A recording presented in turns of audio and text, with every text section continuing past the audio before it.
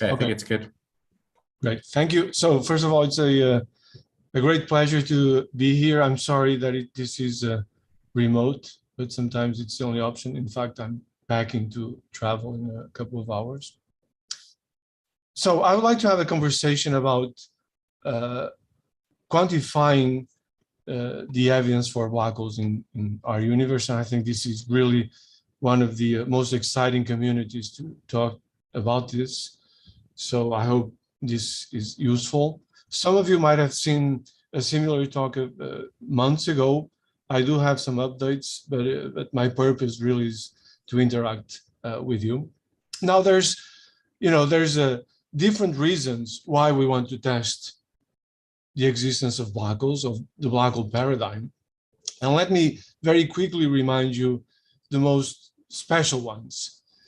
The first, of course, is related to a very old theorem by Penrose in the 60s that says that when you form a trapped surface, so when you form a black hole, then it comes along with a singularity where something breaks down, right? Either you get negative local energies, or the field equations are violated, or something strange and peculiar and pathological is going on with the space-time.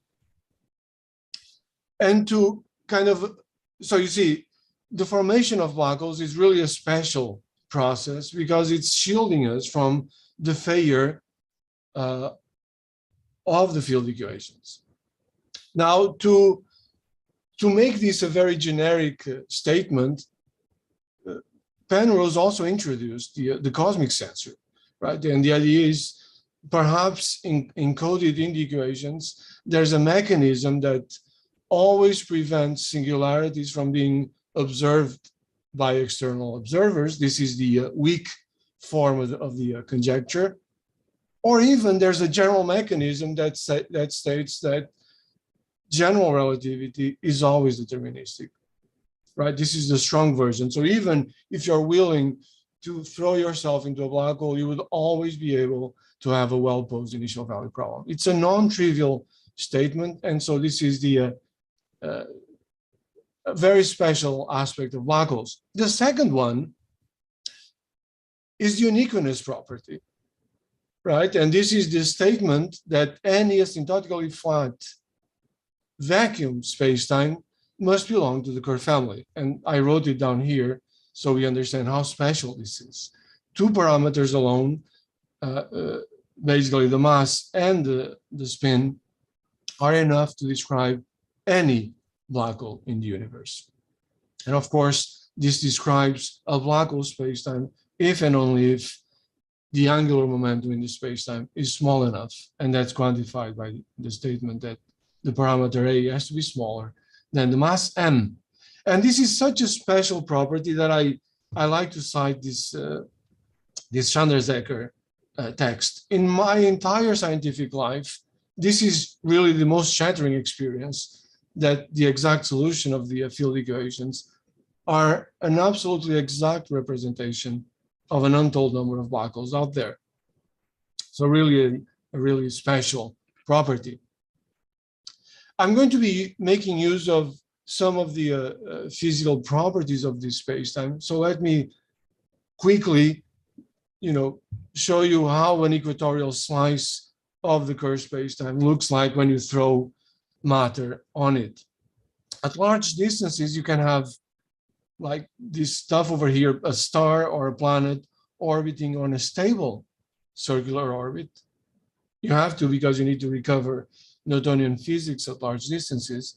But as you move inwards towards the place where the singularity lies, you will find the first relativistic effects.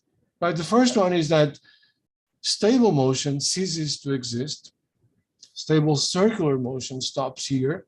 And this already tells you something about how black holes should look like if you sprinkle the spacetime with matter. Right? So for example, accretion disks should be truncated at this location. As you move further inwards, you will find a very special region. We call it the photon shell or the photon sphere or the light ring, because we're drawing a slice here. So at this location, you can, if you fine tune the angle with which you throw a photon or a high frequency graviton, then it can orbit on a closed trajectory, right? So this is a photon sphere. It's an unstable orbit. So it means eventually the photon either leaks away to asymptotic infinity or falls onto the black hole. But it's interesting because it tells you, first of all, there's regions of extreme lensing in black hole spacetimes. And because the motion is unstable, but extreme lensing, then it also dictates the late time behavior of either a disturbed spacetime, so when you look at it from the gravitational wave window, or if you look at images from black holes and you look at dynamical processes, then the light ring dictates the fading out of accretion processes in black hole spacetimes. It also happens that this light ring is responsible for the way that black holes look like. I think Sam Gralla will talk about this at length. I have a couple of slides further on about this as well. By the way, if there's questions, please interrupt me. The idea is really to have an informal conversation.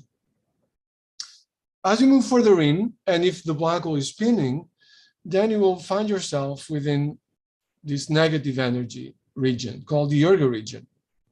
Within the Ergo region, you can't have observers at rest with respect to distant stars. So if you build a powerful enough spaceship, then you're able to stand still with respect to distant stars. Myself, for example, if you're outside the Ergo region, you're not able to do that inside the Ergo region.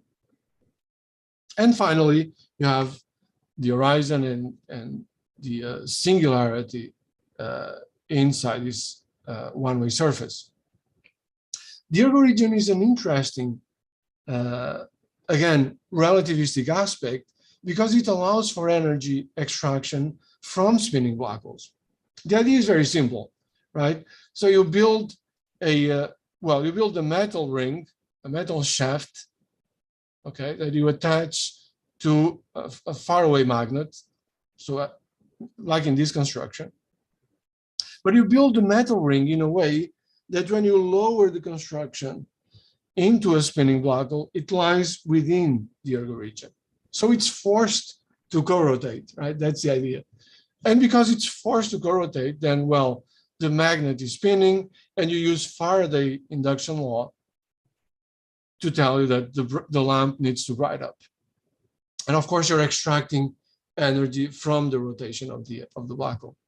It's not such a surprising thing, right? You can do this with a star. You can do this with, I don't know, with any object on Earth. You just make it spin, you attach it to a magnet, and that's it. Now, the special property is that we're talking about vacuum. We're extracting energy from vacuum, right? And this is totally a classic process. Now, so I told you that isolated black holes, so you assume they're in vacuum, you assume asymptotic flatness, they're as simple as it gets. But when you place black holes in binaries, they're also extremely simple. Now you'd expect that when you place a companion close to a black hole, then, well, you're going to distort this guy, you're going to create spin-induced multiples here, but also tidally induced multiple numbers. Now it happens that in general relativity, the tidal of numbers of black holes are 0. So black holes don't polarize at the gravitational level, right? So even in binaries, these black hole systems are extremely simple. And there's one further aspect that's interesting for us. When you place them in binaries, there's some dynamics, of course, going on. They are orbiting each other, for example, on generically eccentric orbits. But because, gravitational radiation is built into the two-body system, this system is losing energy, and the eccentricity of the system is evolving. And I'm showing you here what happens to the eccentricity on the y-axis as a function of the semi-major axis of this system when you start them at some large separation, 10 to the 7, for example. Here, m is the mass of your system. And I'm, just for the sake of generality, I'm surrounding this system by some medium of density rho, okay? And the numbers here are appropriate for things that you may find out there, accretion disks, interstellar medium, and so on. And you see that initially, the eccentricity increases. This is not driven by gravitational waves. It's driven by dynamical friction, by the pull of the surrounding matter on the binary. But when the separation gets close enough, gravitational wave emission starts to dominate the process and the eccentricity goes down. So by the time that gravitational wave detectors see these systems, the eccentricity is close to 0. Black hole binaries orbit on quasi-circular orbits. So overall, you have the simplest system that you could dream of, right? 2 numbers characterize the isolated system, and a few more, just a few more, characterize the binaries. So it's an ideal laboratory to search for new physics. And of course, you know, I'm here because we know they exist. We've seen them in 2015 in the gravitational wave window, and we've seen them, well, we're actually imaging them now. This is a 2019, a few weeks ago, you saw the announcement of the imaging of the black hole at the center of our own galaxy. And the gravity instrument has also been taking not images, but tracking hotspots and flares close to the black hole at the center of our galaxy. And by close, I mean at the innermost stable circular orbit. So at the threshold where motion becomes unstable. Really exciting times. So it's also time to answer a few fundamental questions. For example, where exactly did these guys came from? How are black holes born? How do they evolve? How do they co-evolve with galaxies? What's their role in star formation, for example? Is it true that cosmic censorship really is always preserved? Do we need to worry about this? Can we use black hole systems, and because they're so simple, to do galaxy tomography, to understand the environment, for example, to look for dark matter? Can we use black holes or gravitational waves to understand new fundamental degrees of freedom? I am not going to talk about this. I'm going to focus on just 2 issues. The first is, how do we go about and test the statement that we're looking at curved black holes? Can we constrain alternatives using gravitational waves or electromagnetic observations? And the second question I wish to address is, how can we know that we're really looking at a black hole? Can we quantify the statement that these systems really are composed of black holes? Now, ideally, to test the theory or to test the object, you need to take a step back and look at a possible parameter space where these guys are really just one point. So you want to test their existence, so you need to allow for deviations from general relativity or deviations from the black hole nature of them. And so for this, you need to understand fully the system, and that's a very, very complex problem. You need to understand partial differential equation, how you solve numerical relativity in the full setup. We do not know this, okay? So what we have been doing the last decade or 2 is to kind of do a poor man's way of testing the theory. And that's to separate the dynamics of these systems in 2 or 3 different stages. The first of them is a slow motion expansion. So we look at the dynamics of compact objects when the system is far away, okay? When the semi-major axis, if you want, is large enough. And what you do is the following. Well, the system is evolving, because of gravity. So there's some binding energy, which depends on the total mass, the reduced mass, and the separation L. And of course, if you allow for other interactions, for example, if your compact system is charged under electromagnetism, then there's other contributions. And the system is evolving because it's radiating, right? For example, it's losing energy under the form of gravitational waves, and the slow motion expansion, really the quadruple expression, tells you that it's losing energy at this rate. Capital omega is the orbital angular velocity. But of course, you can have other contributions if the system is charged or if your graviton is massive, and so on and so forth. Now, this energy has to come from the system, right? So when you equate this E dot to this total, to the total energy of the system, you basically get a very simple expression for how the frequency of your system evolves and how the amplitude of your gravitational wave looks like. Okay, it's a 10-minute exercise to do it at the dominant term. And the expression looks like this. The gravitational wave amplitude has an overall slowly varying part, which I call the amplitude A, and then it's really the interesting dynamics is happening at the level of this phase psi, okay? Now, the dominant term in general relativity tells you that psi scales like frequency to the minus 5/3. This is the dominant term here, okay? F is the frequency. I hope that answers that.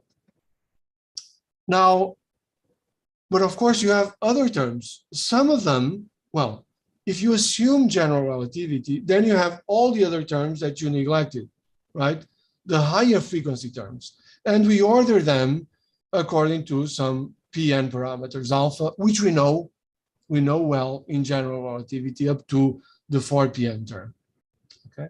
So X here is a combination of total mass and the frequency. But if you allow for new physics, then you may also have lower order terms. So physics that kicks in at lower frequencies, so at larger separations, right? For example, a -1 Pn term would tell you that the system has a dipole moment. For example, if black holes carry electric charge. A -4 Pn coefficient, so at x to the -4, would tell you that Newton's constant is varying. And if you place your binary in an accretion disk or in some environment, then dynamical friction kicks in at -5.5 Pn order. So a very low frequency term. Low frequencies are nice because the system spends a lot of time at low frequencies. Okay. If there's questions, please speak up. There's one in the chat. What was F? No, I think it's been answered. Yeah. F is the frequency of our system. Okay. So how do you distinguish new physics or extra matter from the environment? So if I imagine that a black hole had a lot of, maybe very low mass, you can't. It's all in the environment. Okay. Well, at this order, I don't think you can. So for example, at -5.5 Pn, you would get dynamical friction. So just the fact that your system is dragging all of the matter behind it. But there could be perfectly well a theory that also has an impact at that order.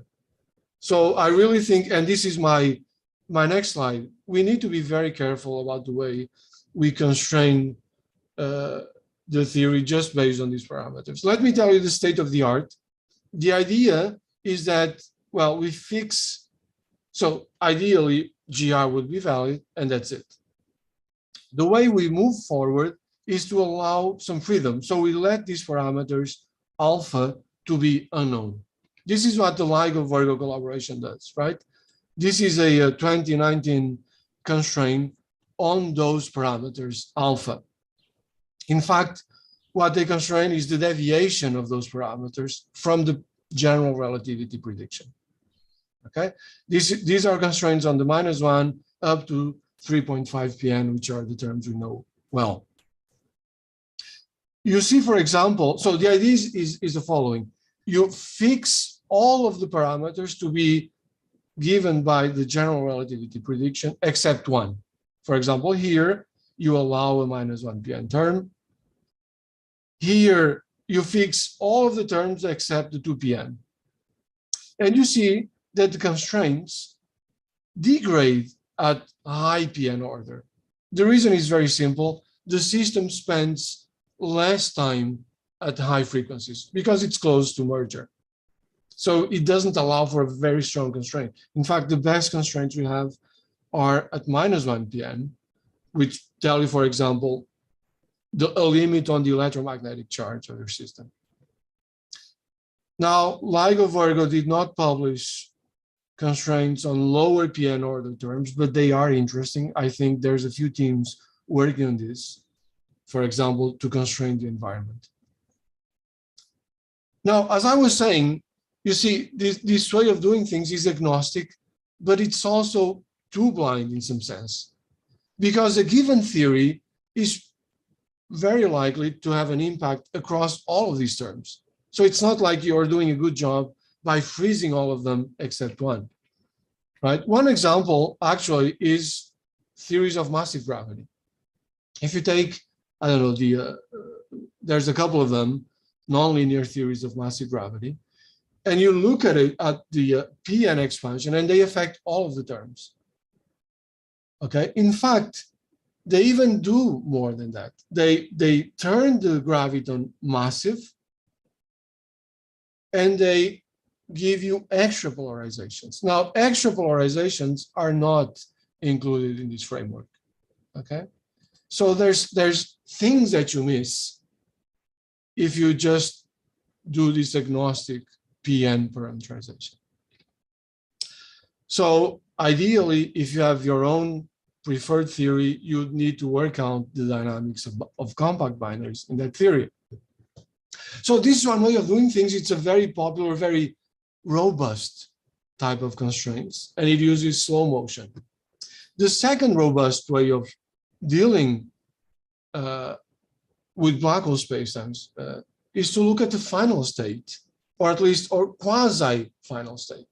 So we're discussing compact binaries that merge and form a black hole, a curved black hole, at least according to general relativity. Now, asymptotically at very late times, this is a stationary state that you're looking at. But if you move to not to asymptotically late times, but see how you got there, then at late times, you're going to have a highly disturbed curved black hole that's relaxing to the final state. So now the idea is slightly different. You do perturbation around the final state, right?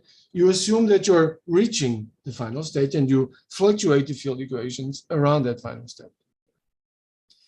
Now, you will see that in general relativity, you can combine all of the perturbed quantities, basically the geometry, you can combine them in a master equation that looks like this. Psi is a gauge invariant combination of the metric perturbations. And the source term can either describe the initial conditions or the matter that's there disturbing your spacetime. For example, S could describe my hand if I'm waving my hand close to a black hole. Now, if you do a Fourier transform or a Laplace transform on this, you will find that this second order partial differential equation looks like this stuff, okay, which has a formal solution in terms of a resolvent. The poles of this green function, we know it from classical theory, should govern the late time behavior of this guy. So the poles of the Green's function of this operator basically tell you, they give you characteristic frequencies that tell you exactly how the system is behaving at late times. These poles, we call them quasi-normal frequencies. And what this exercise says is that you can, at late times, you can expand the gravitational waveform as a sum over all of the spectrum. Okay, so again, the characteristic frequencies come in an infinite set. They are characterized by a real component that tells you how the system oscillates, but they also have an imaginary component that tells you the system is losing energy to the boundaries, to the horizon or to infinity. So it decays. Now, if you want to see how this spectrum looks like, I'm showing you here. These are the imaginary parts of the frequency, and these are the real part.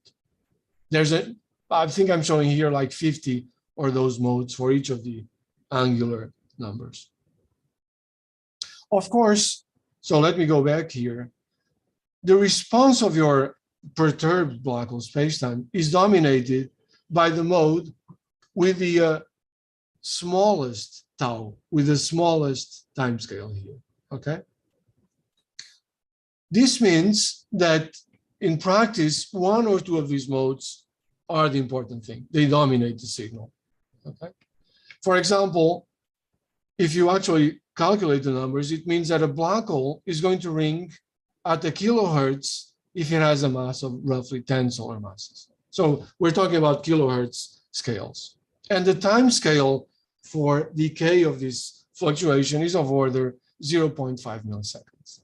So this immediately tells you how any black hole out there is going to ring, how long the fluctuation takes. And this is how the LIGO-Virgo collaboration actually tests GR or tests the black hole nature of your spacetime. The idea is very simple, okay? You can use one single mode, the dominant mode, it's the quadruple L equals M equals 2 mode, to do the following. We know the theoretical prediction. It's this mode over here. This mode over here. So we make an observation of gravitational waves. We estimate the frequency and damping time, and that in turn allows you to invert and find the mass and spin of the black hole. It's here, okay? So what we do is the following. We first take the in-spiral waveform, in fact, the full signal, to estimate the mass and spin of the black hole. And the 90% posterior distribution is this black solid line over here. Then we do ring down. So we fit the waveform, this part of the signal, to a series of exponentially damped sinusoids. Okay? And this tells you, so of course you see you're fitting, you're really taking data and fitting. And the results depend on where exactly you start to fit. So if you start to fit 3 milliseconds after the maximum of your waveform, then you get a 90% distribution, which is this purple line over here. And 5 milliseconds, the red line, and so on and so forth. So you see, after a couple of milliseconds after the peak, the fit is good. And it agrees with what you get with using a low frequency expansion. It doesn't look like a great test. After all, you know, there's a huge spread over here, but you need to remember this is the first strong field test of general relativity using gravitational waves. Vitor. Yeah. First, I like the beard. I'm just not shaving. Yeah, okay. But I, as you said, I wanted to point out that using 90% confidence limit is really a very preliminary type of estimates. In more accurate experiments, including in cosmology, right? We started with 2 sigma, and then for real measurements, you need to go to much higher accuracy. Yes, we will do this. So in fact, this is really just the beginning. We saw, so it's important to remember that the ring down stage, this decaying stage, had a signal to noise ratio of only 7. We're really just at the threshold of detection. In the next couple of decades, we're going to see ring down. So if and when LISA flies, for example, we're going to see ring down with SNRs of 1,000. So we're really going to do black hole spectroscopy. And the idea is not to use a single mode, but to use more than one. So you use one mode to estimate mass and spin, and you use the other modes to actually test that this is a GR black hole. So But this is, I think, where the future, where Yeah. we're heading now. But do you expect even advanced LIGO Virgo stuff to improve significantly this figure? Not at the level of individual events, no, advanced LIGO, but you do improve significantly when you start stacking events. So you see, statistics helps us. So when you have 100 events, then you have something that scales like, the square root of the number. So detecting more and more events will help us into these tests, not with single isolated stuff, but looking at all of them. Yeah. Okay. So this is how we test whether or not black holes are general relativistic Kerr objects. But now the second part of my talk, I'd like to focus on actually testing whether these are black holes or not. There's several reasons for that. I just wrote a few of them here, and I think they're obvious from the first item. Black holes are really special, and you always need to invoke something like cosmic censorship to argue that the failure of the underlying theory is not visible, is not detectable from the exterior. And I think this is a strong enough statement, a strong enough claim, that I'm going to ask for a strong enough evidence as well.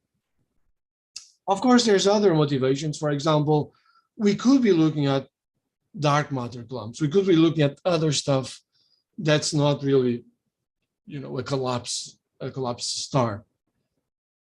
But mostly I want to test this. Physics is about experiments, so let's use observations to test this. And once you start thinking about this program, you'll immediately realize there's formidable obstacles to even think about this. For example, do we have alternatives to black holes? Do we have something that actually forms dynamically out of gravitational collapse? Are they stable? Are they dynamically stable in the way that they can survive for a Hubble timescale? And actually, do they look like black holes when we see them with telescopes or gravitational wave detectors? So how close do we get to horizons? Now, I'm going through each of those 4 items, hopefully quickly. Now, alternatives, there's several. There's gazillions of alternatives. I'm talking to a community on fuzzball, so I think that's a very interesting alternative to black holes, but there's others, okay? I think one of the first proposals for objects that could be compact and yet not be a black hole were boson stars, so self-gravitating structures of scalar fields, of massive scalar fields.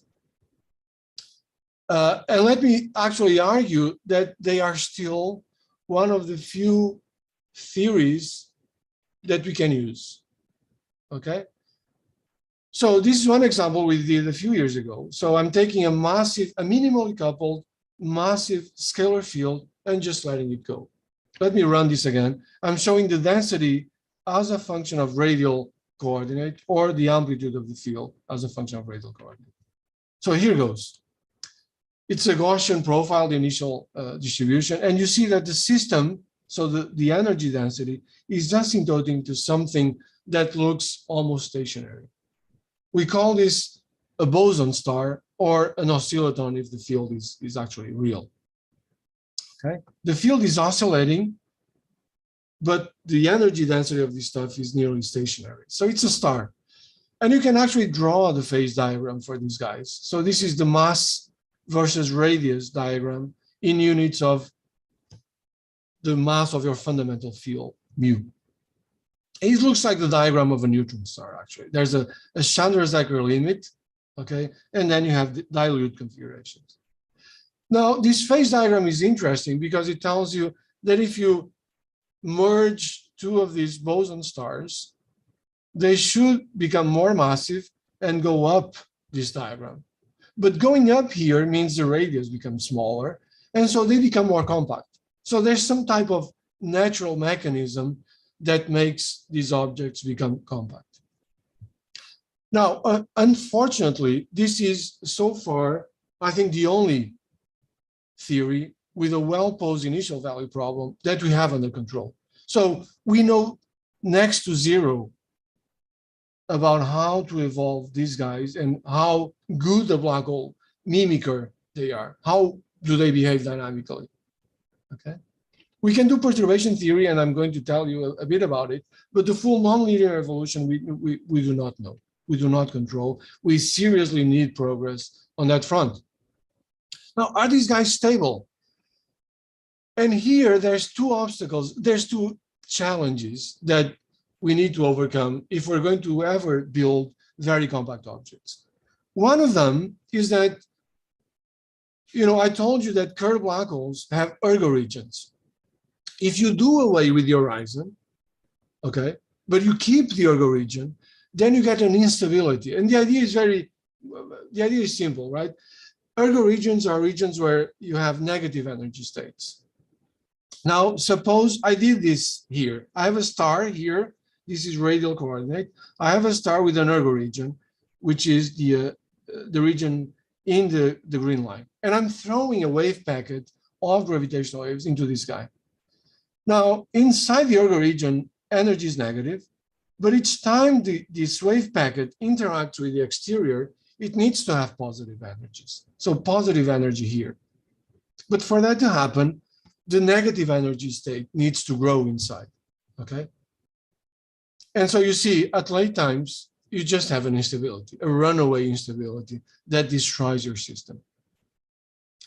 Black holes, curved black holes, get away from this because they have an horizon. So they totally absorb the negative energy state. They kill the process immediately.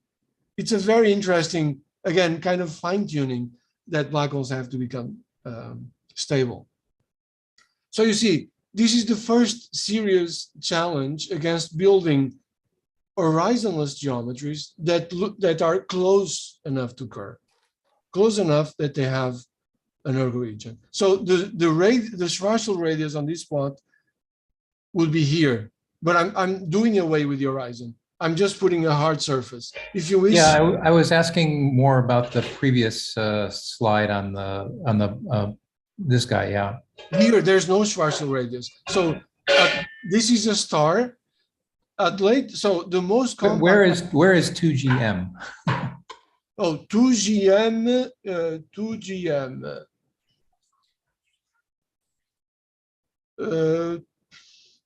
I have no idea. 2GM, well, it's here. So this gives you M. So 2M is basically twice of this. But 2M over R never becomes larger than 0.2. So you never form black holes, at least, well, in here, okay? Okay, thanks. You could argue, so this is a Chandrasekhar point. So you could argue that if you try to merge two stars on this point, they have nowhere to go but to collapse to a black hole. We try this, and the outcome depends actually on the initial conditions. Sometimes these stars find a way out of collapse by releasing scalar field. This is called gravitational cooling, and it seems it's a way that these boson stars find to hover over this maximum compactness point. Now, so I had a question about the simulation, if I might. This is not the next slide, the one with the instability. Oh, you mean here? Yeah, that one. So this is some scalar field just bouncing around between the ergosphere and a reflective boundary condition. There's no gravitational back reaction in this, right? That's right. There's no gravitational back reaction. Okay.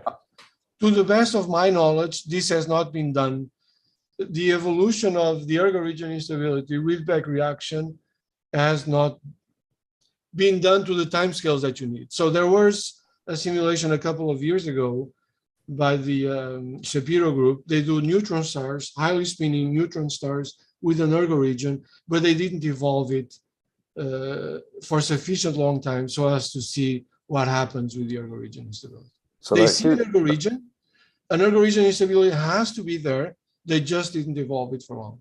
But surely that negative energy pulse will then disrupt the compact object in some way. You know, in black hole, it just gets low mass, but I would expect if there was a genuine compact object there, that negative energy pulse that's growing will disrupt it in some very significant way. Most surely. In fact, most surely. So in fact, a similar mechanism is known to act in accretion disks. So accretion disks, when they are flowing supersonically, and most of them do, also develop kind of an analog ergo region that basically destroys the smooth axisymmetric nature of the accretion disk. Yes, I suspect that as well. It would still be interesting to simulate this. Vitor, Yeah. do you know how large the reflection should be, or how close it should be to 1 so that this actually works? We can calculate this. So in this case, it's 1 exactly. So I'm reflecting, this is Yes, a star. This is a star, so the pulse just sees a huge centrifugal barrier at the origin and it reflects off. I understand that, but this instability is actually quite weak. So you would expect that even a small amount of absorption. Yeah, would so that's a actually very kill it. interesting question. There's works by Paolo Pani and his group and checking how absorption quenches this instability. But this raises an issue that I think has not been properly addressed. We know that superradiance, superradiance is actually caused by absorption. So if you take a non-spinning object that is able to absorb that has internal degrees of freedom, then when you spin it, you need to have superradiance. So it's not clear to me the nature of this artificial absorption that you're putting here. This is something I would like to discuss maybe at the end if there's time, but please let me continue because I still have a couple of slides. Well, actually, I have plenty of slides to go. But so if on the assumption that the exterior of compact objects is curved and has an ergo region, you can place extremely stringent bounds on these guys. We did this a few years ago. So you cut the space-time at some surface radius, R surface, very close to the horizon. For example, this guy, okay? Now you're going to have this instability, and this instability is basically releasing all of the rotational energy as gravitational waves. You should be seeing, if there's no black holes, in fact, they're all horizonless compact guys, then you should have a huge stochastic background of gravitational waves. And I'm showing you here the amount, that the density in this stochastic background as a function of frequency. The advanced LIGO or the O1 run or the advanced LIGO design runs should all be seeing this. And the fact that we don't see this stochastic background is constraining the existence of these objects. And we put here 10 to the minus 40, but actually the mechanism is so strong that I think you can constrain even objects whose surface lies at 10 to the minus 100 or so of the Schwarzschild radius. And so I think this is telling you something that we probably need to get away from Kerr when we model these guys because they are so well constrained, okay?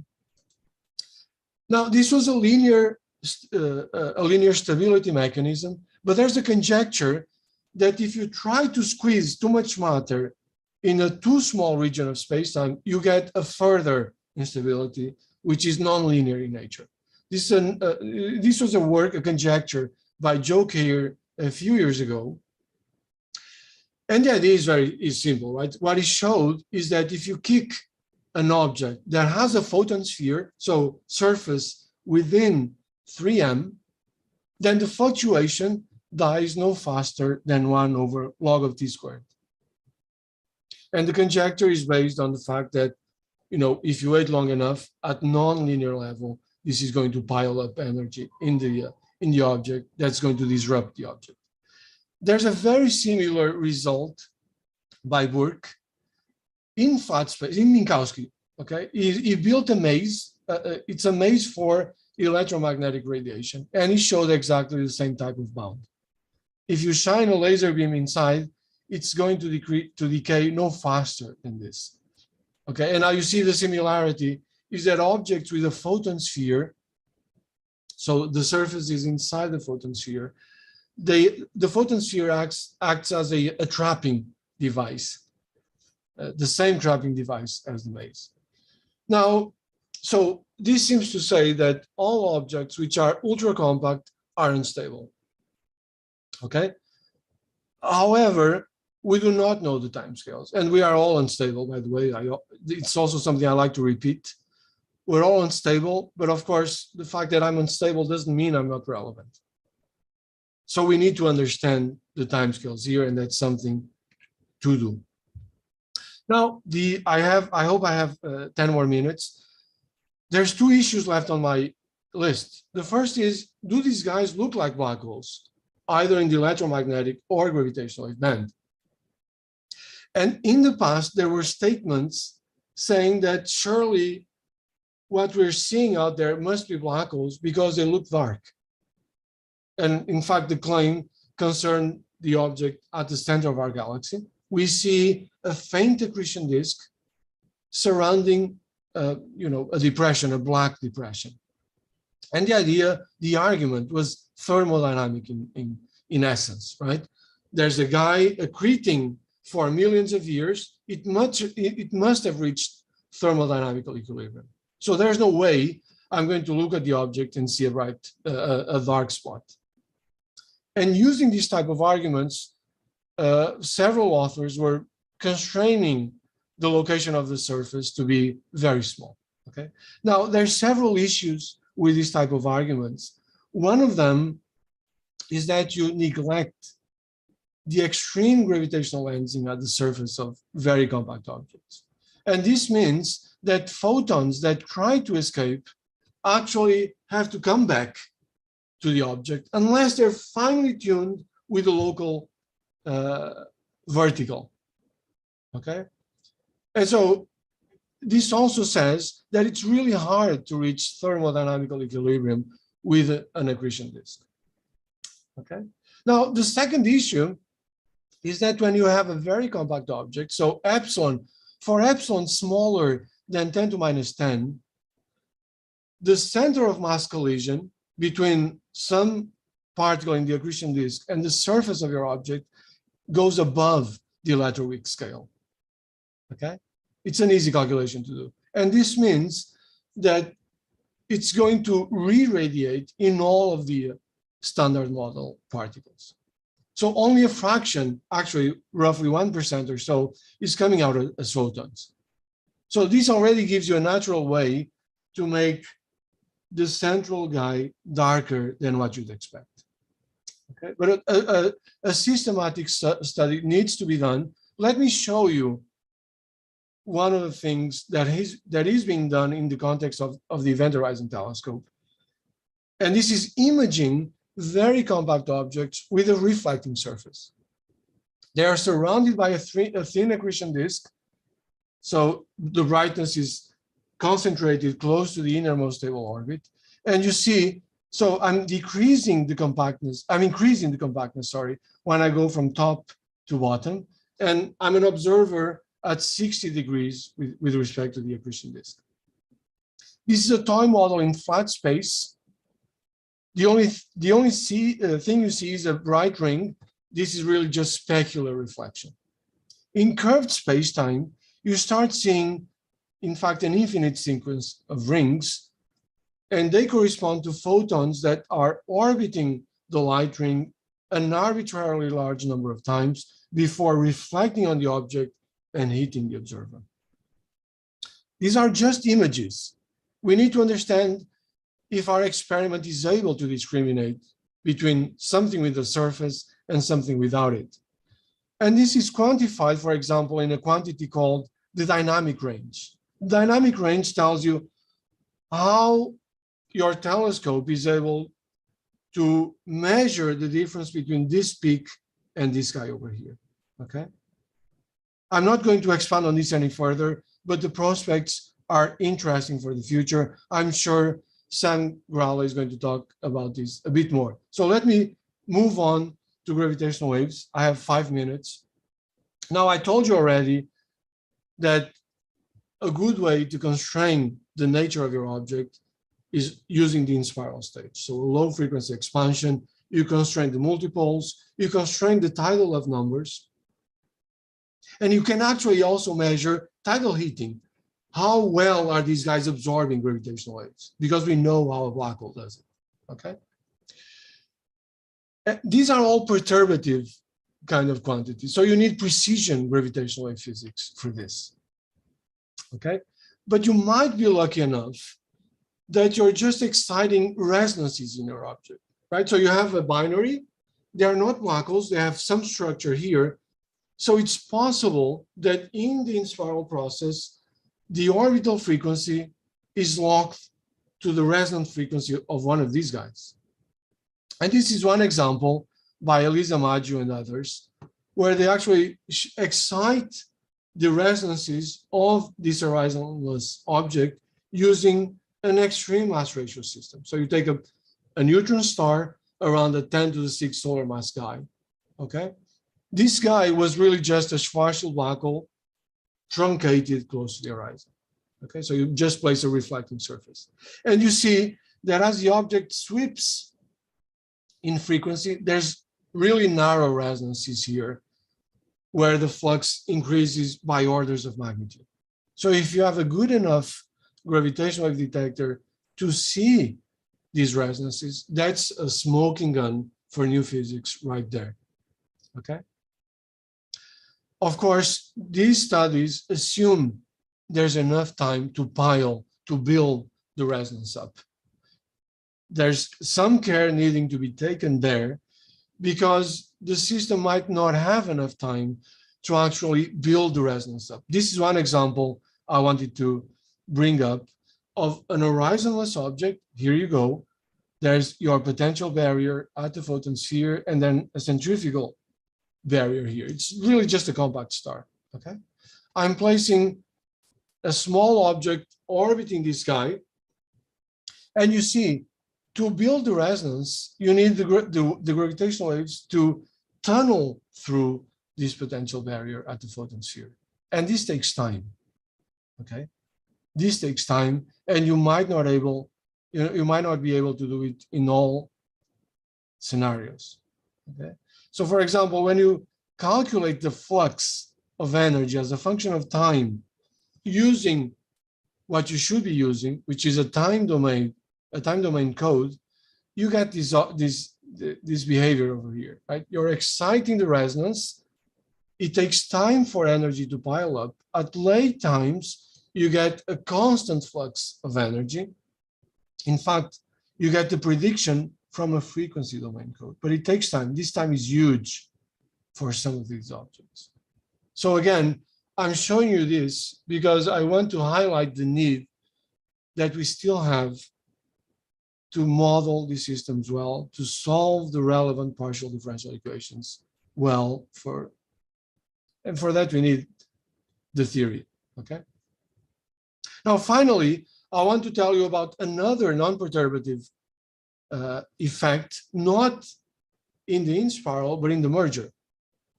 Now, I told you that ring down is really just a system decaying in this set of quasi-normal frequencies. You can think of this as gravitons at the photon sphere and slowly leaking away. It's an unstable motion, if you remember. And this is well seen in this plot, right? I have a black hole here, and I throw a star, the red dot, and you see that there's so here it's the amplitude of gravitational waves as a function of time. There's a burst of radiation when the star crosses the orange line. This is the photon sphere. It crosses the peak of the potential, it excites a gravitational wave burst, and gravitons then just decay. But this is only true because there's nothing to the left of this guy. There's an horizon, so all the waves that were created at the burst traveling inwards just get absorbed by the horizon. Now, if you place some structure here, you're bound to have some post-merger signatures. We call these echoes because really that's what they are, right?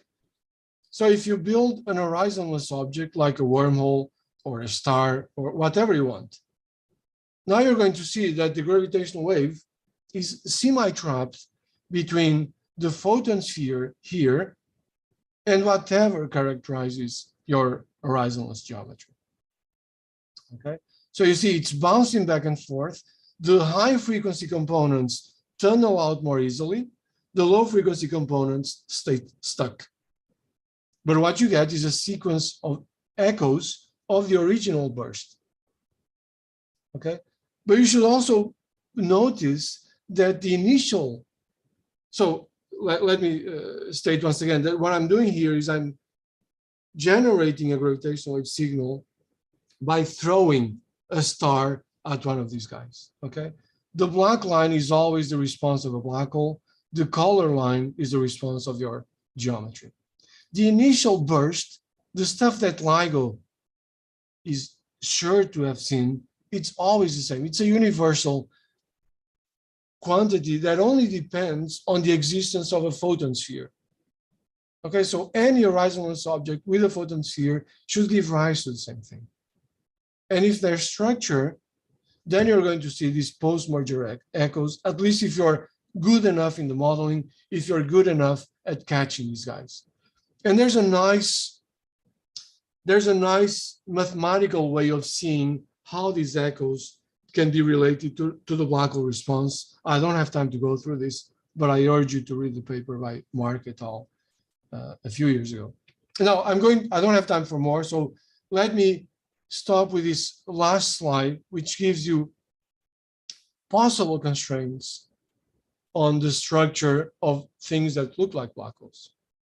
So observations of Sagittarius A or M87 star, so the imaging of black holes, tell you that most likely there's a photon sphere. That's all they say. And this is placing constraints on that quantity epsilon to be of order 1. The fact that the ring down that LIGO saw looks so much like the ring down of a Kerr black hole is constraining epsilon to be of order 10 to minus 2 or smaller. Okay. The constraint from the Ergo Region instability, the one I showed you, tells you that epsilon, if you trust the external, this assumption that the exterior is Kerr, is already placing constraints on epsilon of order 10 to the minus 40. If you use a language of particle accelerators, it says that if you throw a photon from infinity, this guy is going to be blue shifted by 10 to the 20, at least, before it encounters any structure, if it does. So I think the future is right. There's a lot of challenges ahead, but I think the benefit is huge, really. We need to understand how to model this, but we have a way to constrain new physics at scale, at Planck scales away from the horizon. So I'll stop here. Thank you. Thanks, Vitor. That was great. I think we already have Nick who raised a hand. Do you have a question? I just want to understand a little bit more about this instability and the assumptions that go into it. So if you put a reflecting boundary, actually I want to focus on the long-term trapping instability. Is that still based on a reflective boundary condition at the surface, and how is that instability mitigated if you have any kind of absorption by the object in the middle? So yes, we know how to understand this. So we know we know how to calculate. If you give me a geometry, we know how to calculate the amplification. So the instability time scale when you place a totally reflecting surface. This more or less gives you the time scale for absorption that you need to include if you want to quench the instability. Okay. Right, and so, suppose, obviously black hole, well, presumably black holes are perfectly stable, but if I had something that just absorbed energy, even 10% the rate of a black hole, would it just basically wipe out that instability? Oh, yeah, for most of these objects, yes, but so you can prescribe an artificial absorption mechanism. I think what we're missing is a first principles way of including absorption. It's being included in a very ad hoc way, just from reflection coefficients in in the asymptotic region. Well, we're a long way from calculating these kinds of hydrodynamic properties for fuzzballs. They will certainly be absorptive and strongly absorptive. So it probably will, but our ability to calculate the dynamics that you need for fuzzballs is very challenging. So, but they certainly will be absorptive. But I should shut up. We can certainly, and I think this has been done to some fraction. We can certainly parameterize the constraints in terms of an absorption property at the surface. This can be done, of course, but at some point we need to know if we're constraining physics or not. So, what type of physics are we constraining if we say, oh, well, the absorption amplitude is 0.99? I think it's important to know this. What does it tell you about the underlying physics? But it's fair to say that the reflection of one is in fact much more unphysical than having absorption, right? Yeah, it is. Oh yeah, it is. Absorption of one, it's totally unphysical. However, for neutron stars, for example, the absorption, you throw a gravitational wave, this low frequency gravitational wave into a neutron star, the reflection amplitude is 0.99997 or 8 nines. So, you need to have, I think you need to have a strong argument against giving me strong absorption. I agree, but and this actually reflects a problem in trying to constrain GR, because the alternatives, most of them, as you stated very clearly in the beginning, have various problems. So it's really hard to find an alternative model that is not obviously wrong. I agree, but it doesn't mean so. I think our lack of imagination shouldn't have a weight on the statements that we have evidence for a black hole. I really think a fraction of that is our lack of imagination, right? I agree, but it's a similar problem with trying to constrain inflation, right? Yes. So maybe Emil has a question too, I think. Yeah, I was wondering, this figure of 20 or 40 orders of magnitude, what are the assumptions that goes into that? You mean these constraints over here? So, right? These constraints. Well, so 1 plus 10 to the minus 40. Where does this number 10 to the minus 40 come from? Oh, this is just an assumption. So what we're doing is you take Kerr and you truncate Kerr at a radius close to the horizon radius. So something like a 10 to the minus 40 away from the horizon. It's an arbitrary number. Anything that you put here, anything above 10 to minus 100 or so is going to give you the same type of constraints. But Okay. the assumption is putting a hard surface at that. The assumption is putting a that- hard surface. There's a hard surface, total reflection at the surface. And also complete spherical symmetry, I think. Well, Kerr is not Spherical spherical symmetry, symmetric. But, So this number changes completely if you say, I don't have an absolutely hard wall up to, infinitely. Oh, yeah. UV, but if I It's just not had something that was yeah, some hard structure at that scale, but it wasn't like infinitely hard, but had some susceptibility, then you don't really have, you're not really claiming that you have sensitivity to such short distances. No. So the only statement is if you assume an exterior curve and if there's a hard surface that reflects everything at this distance, then that's done. So either you go away from curve in the exterior or you go away from this perfect reflection. What if the surface doesn't have spherical symmetry? So basically you throw in some S mode and it throws away L modes and P modes and higher harmonics. Because then I mean this calculation assumes a spherical symmetry. So No. Actually, no. This calculation cannot assume spherical symmetry. Spherical symmetry does not give you this instability. Because you see, it's Ergo Region level. So you really need non-axis symmetry to do this. So in fact, this bound comes from, I think, only the quadrupolar mode of gravitational waves. But if my mode, if the mode of my incoming wave or the reflected wave changes, so let's say if I have a quadrupole coming in and then it's reflected into an octopole, then I think the bound is going to be much less. I mean, it's in principle an n by n matrix. Every dipole moment is reflected into all the others, and if you have a random surface without spherical symmetry, there's an assumption that essentially there's an assumption that the surface conforms to the symmetry of Kerr. Yes. Yeah. Okay. That's this is the question. So in a sense, if you have a surface which didn't conform to the symmetry of Kerr, that's a very good point. Yes, well, I'm not going to compromise myself, but I would find it very curious if changing that assumption you totally destroy this process. And the reason is that this is happening at the Ergo region, not at the reflecting level. But I would be curious to see that. Yes, that's an interesting question. Joseph, at first I would challenge you to create a surface that fully reflects gravitational waves with reasonable matter. And then worry about its shape. Any fuzzball can do it. Any fuzzball I built, it can reflect all the gravitational waves. The only problem is that it will basically distort them into higher harmonics. And moreover, I have many fuzzballs. So what will happen is that you strike the fuzzball and then it just moves into the others. It doesn't. Yeah, Joseph, a fuzzball will be basically fairly absorptive. So exactly.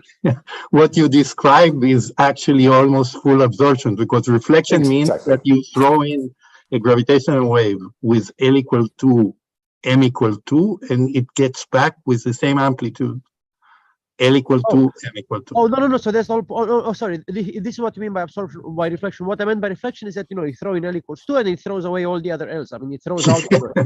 That's absorption. Yes. That's not absorption. That's perfect reflection. There's nothing getting in. There's no energy loss. Okay. But I think the important message here for fuzzballs is that there's still an interesting resonant cavity there, which could do something if you have anything other than perfect. Yeah, absorption. I agree. But let me just mention at one point, which is so for small enough epsilon, these waves have a low frequency. So it's hard. I think you're going to have a hard time to reflecting these waves in other modes. So they have a large length scale associated. If you want reflection that reflects in other modes, then you need to have structure at the scale of the wavelength. This is huge. Mm-hmm. No, that makes sense. Yeah. Anybody else have any other questions? Other topics?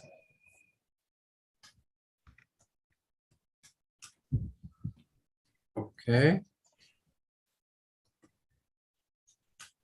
Okay, maybe I'll ask one last question. So where do you think, so for example, the ring down, right? You said this is a very precise test of strong gravity, but how much do we need to increase also our technology of let's say, describing the ring down? Because I mean, yes, it's strong gravity, but at the same time, we're really doing linear perturbation theory on top of gravity, on top of some background, right? Because the way we think about it is quasi-normal modes and even echoes, and these are all just linear perturbations. And so the whole, like you said, the whole ball game depends very much on like where does the ring down start, or where do we assume the ring down starts. That's a good question, but that's also an effort that's ongoing. So we don't need to rely only on perturbation theory, at least in the case of general relativity. We have full nonlinear simulations, extremely accurate right now.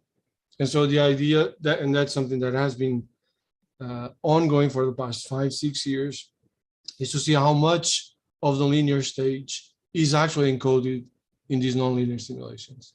I can tell you that, well, 5M after the peak of the waveform, basically everything is linear. So we know how to describe those waveforms roughly just in terms of the linear prediction. So we're doing a good job there. I think this spectroscopy in this naive sense will be doable with something like LISA that sees ring down at very large signal to noise ratios. Yeah. Right. But then you would have then you really need to be careful about if you want a small deviation from your, let's say, GR signal, this will mix with the small nonlinearities as well, and so. Totally, I agree, and this is why smoking gun stuff like echoes or heating resonances are so interesting, right? You don't really, if you're lazy, you try to avoid all of this burden of doing precision physics, of sweeping over all of the nonlinearities, the systematic effects, and so on. You just see something that's really standing out above the noise. Yeah. Can you what was the reference for the resonance stuff? Because that's something I haven't thought about at all in the context of fuzzballs, and I found that a very interesting possibility. So what's the resonance, the reference for these resonances? There's been several works in the past, so a few of them are here. Okay, I'll look later. Fantastic. Oh, thank you. Okay, so let's see if there's no last minute questions. We'll thank Vitor again.